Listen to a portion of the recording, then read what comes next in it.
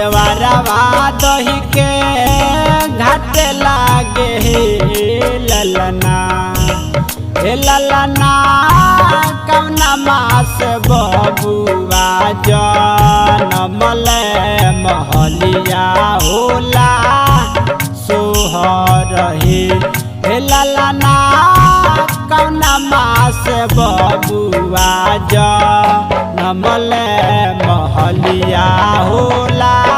सोहर हे ललना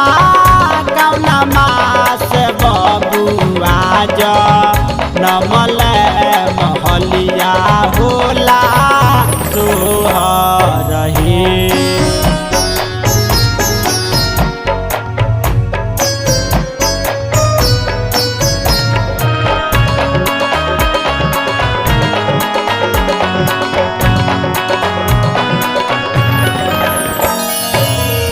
सावन मास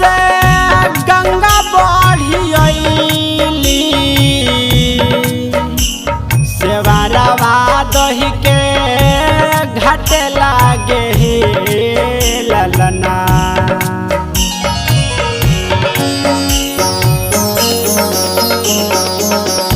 सावन मास गंगा बढ़ी अइली सेवारवा दही के घाट लागे हे ललना भादो मास बबुआ रे जनमल महलिया होला सोहर हे ललना भादो मास बबुआ जनमल महलिया होला सोहर हे ललना भादो मास बबुआ जनमल महलिया होला सोहर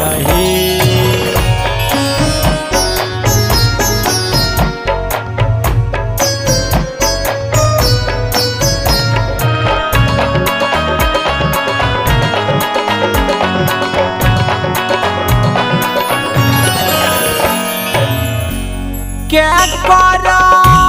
हवे बबुआ राम क्या कर बबुआ कृष्ण नुहे ललना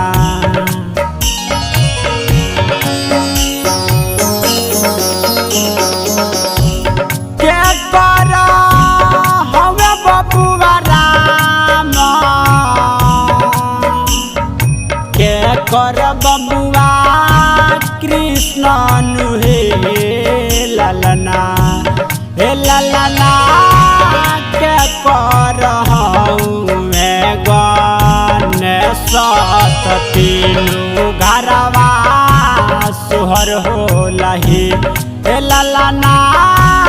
के कर गणेश तीनू घरवा सोहर होला हे ललना के कर गणेश तीनू घरवा सोहर होला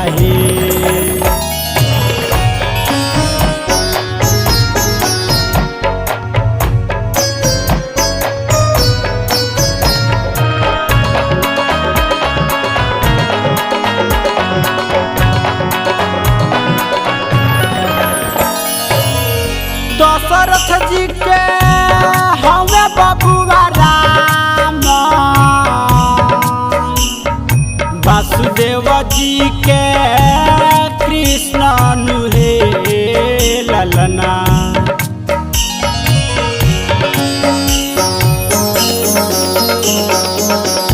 दशरथ जी के हवे बबुआ राम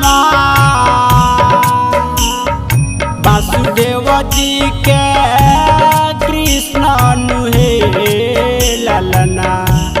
हे ललना शंकर जी के गणेश तीनू घरवा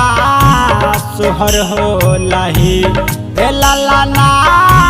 शंकर जी के हौवे गणेश त तीनू घरवा सोहर होलही। हे लालाना शंकर जी के हौवे गणेश त तीनू घरवा